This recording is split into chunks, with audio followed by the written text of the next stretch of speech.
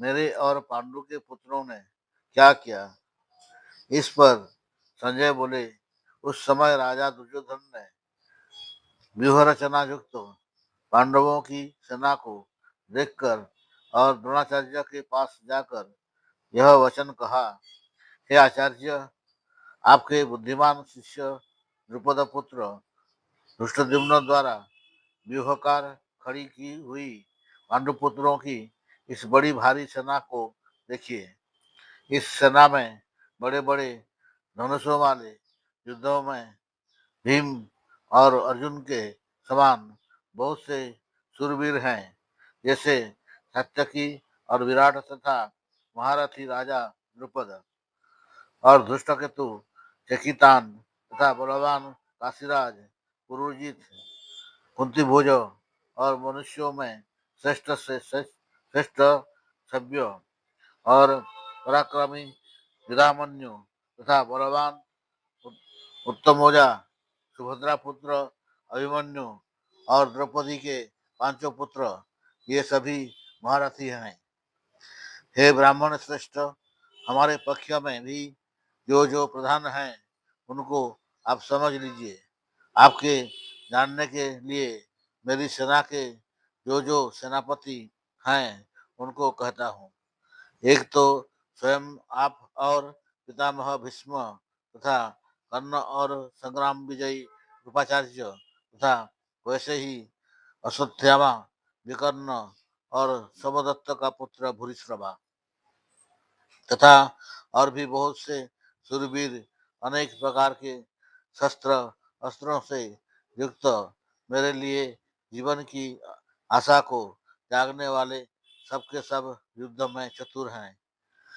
भीष्म पितामह द्वारा रक्षित हमारी वह सेना सब प्रकार से अजेय है और भीम द्वारा रक्षित इन लोगों की यह सेना जितने में सुगम है। इसलिए सब मोर्चों पर अपनी अपनी जगह स्थित रहते हुए आप लोग सबके सब ही निसंदेह भीष्म पितामह की ही सब ओर से रक्षा करें। इस प्रकार द्रोणाचार्य से कहते हुए दुर्योधन के वचनों को सुनकर कौरवों में वृद्ध बड़े प्रतापी पितामह भीष्म ने उस दुर्योधन के हृदय में हर्ष उत्पन्न करते हुए उच्च स्वर से सिंह की नाद के समान गर्ज गर्ज कर शंख बजाया। उसके उपरांत शंख और नगारे तथा ढोल, मृदंग और नृसिंहादि बाजे और एक साथ ही बजे। उनका वह शब्द बड़ा भयंकर हुआ। उसके अनंतर सफेद घोड़ों से युक्त उत्तम रथ में बैठे हुए श्री कृष्ण महाराज और अर्जुन ने भी अलौकिक शंख बजाए। उनमें श्री कृष्ण महाराज ने पांचजन्य नामक शंख और अर्जुन ने देवदत्त नामक शंख बजाया। भयानक कर्म वाले भीमसेन ने पौंड्र नामक महाशंख बजाया। कुंती पुत्र राजा युधिष्ठिर ने अनंत विजय नामक शंख और नकुल तथा सहदेव ने सुघोष और मणिपुष्पक नाम वाले शंख बजाए। श्रेष्ठ धनुष वाले काशीराज और महारथी शिखंडी और धृष्टद्युम्न तथा राजा विराट और अजय सात्यकी तथा राजा द्रुपद और द्रौपदी के पांचों पुत्र और बड़ी भुजा वाले सुभद्रा पुत्र अभिमन्यु, इन सब ने हे राजन अलग अलग शंख बजाए और उस भयानक शब्द ने आकाश और पृथ्वी को भी शब्दायमान करते हुए धृतराष्ट्र पुत्रों के हृदय विदीर्ण कर दिए। हे राजन, उसके उपरांत कपिध्वज अर्जुन ने खड़े हुए धृतराष्ट्र पुत्रों को देखकर उस शस्त्र चलने की तैयारी के समय धनुष उठाकर ऋषिकेश श्री कृष्ण महाराज से यह वचन कहा, हे अच्युत, मेरे रथ को दोनों सेनाओं के बीच में खड़ा करिए, जब तक मैं इन स्थित हुए युद्ध की कामना वालों को अच्छी प्रकार देख लूं। कि इस युद्ध रूप व्यापार में मुझे किन किन के साथ युद्ध करना योग्य है। दुर्बुद्धि दुर्योधन का युद्ध में कल्याण चाहने वाले जो जो ये राजा लोग इस सेना में आए हैं, उन युद्ध करने वालों को मैं देखूंगा। संजय बोले, हे धृतराष्ट्र, अर्जुन द्वारा इस प्रकार कहे हुए महाराज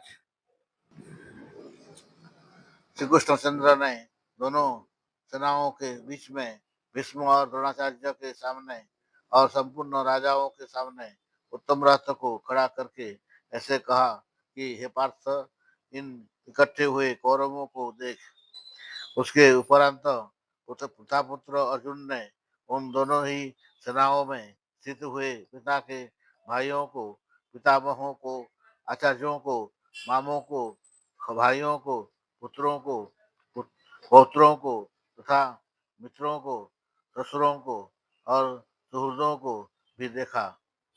इस प्रकार उन खड़े हुए संपूर्ण बंधुओं को देखकर वे अत्यंत करुणा से युक्त हुए कुंती पुत्र अर्जुन शोक करते हुए यह बोले, हे कृष्ण, इस युद्ध की इच्छा वाले खड़े हुए स्वजन समुदाय को देखकर मेरे अंग शिथिल हुए जाते हैं और मुख भी सुखा जाता है और मेरे शरीर में कंप तथा रोमांच होता है तथा हाथ से गांडीव धनुष गिरता है और त्वचा भी बहुत जलती है तथा मेरा मन भ्रमित सा हो रहा है। इसलिए मैं खड़ा रहने को भी समर्थ नहीं हूँ। हे केशव, लक्षणों को भी विपरीत ही देखता हूँ तथा युद्ध में अपने कुल को मारकर कल्याण भी नहीं देखता। हे कृष्ण, मैं विजय नहीं चाहता और राज्य तथा सुखों को भी नहीं चाहता। हे गोविंद, हमें राज्य से क्या प्रयोजन है अथवा भोगों से और जीवन से भी क्या प्रयोजन है, क्योंकि हमें जिनके लिए राज्य भोग और सुखाधिक इच्छित हैं वे ही यह सब धन और जीवन की आशा को त्याग कर युद्ध में खड़े हैं, जो कि गुरुजन, ताऊ, चाचे, लड़के और वैसे ही दादा, मामा, ससुर, पोते, साले तथा और भी संबंधी लोग हैं। इसलिए हे मधुसूदन, मुझे मारने पर भी अथवा तीन लोग के राज्य के लिए भी मैं इन सब को मारना नहीं चाहता। फिर पृथ्वी के लिए तो कहना ही क्या है। हे जनार्दन, धृतराष्ट्र के पुत्रों को मारकर भी हमें क्या प्रसन्नता होगी। इन आतताइयों को मारकर तो हमें पाप ही लगेगा। इससे हे माधव, अपने बांधव धृतराष्ट्र के पुत्रों को मारने के लिए हम योग्य नहीं हैं, क्योंकि अपने कुटुंब को मारकर हम कैसे सुखी होंगे। यद्यपि लोभ से भ्रष्टचित्त हुए ये लोग कुल के नाशकृत दोषों को और मित्रों को साथ विरोध करने में पाप को नहीं देखते हैं, परंतु हे जनार्दन, कुल के नाश करने से होते हुए दोष को जानने वाले हम लोगों को इस पाप से हटने के लिए क्यों नहीं विचार करना चाहिए, क्योंकि कुल के नाश होने से सनातन कुल धर्म नष्ट हो जाते हैं।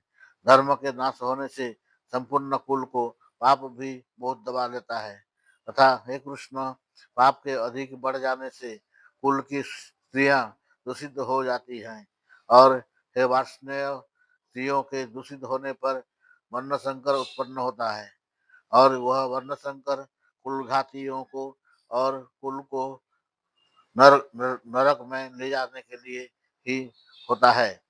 लोप हुई पिंड और जल की क्रिया वाले इनके पितर लोग भी गिर जाते हैं और इन वर्ण संकर कारक दोषों से कुलघातियों के सनातन कुल धर्म और जाति धर्म नष्ट हो जाते हैं तथा हे जनार्दन, नष्ट हुए कुल धर्म वाले मनुष्यों का अनंत काल तक नरक में वास होता है, ऐसा हमने सुना है।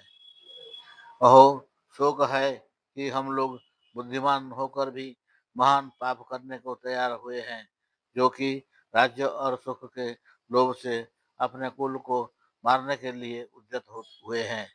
यदि मुझे शास्त्र रहित न सामना करने वाले को शस्त्रधारी धृतराष्ट्र के पुत्र रण में मारे तो वह मारना भी मेरे लिए अति कल्याणकारक होगा।